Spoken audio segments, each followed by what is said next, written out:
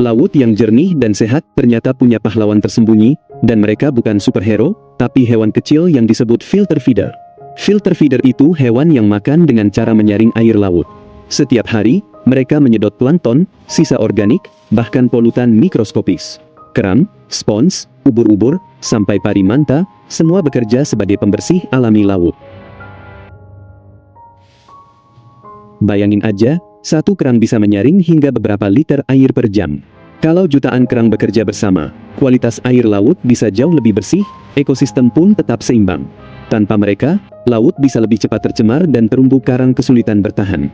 Jadi, menjaga hewan filter feeder berarti juga menjaga kesehatan laut. Mereka mungkin kecil dan tak terkenal, tapi peran mereka besar bagi laut kita. Ingat, laut sehat itu dimulai dari pahlawan kecil ini.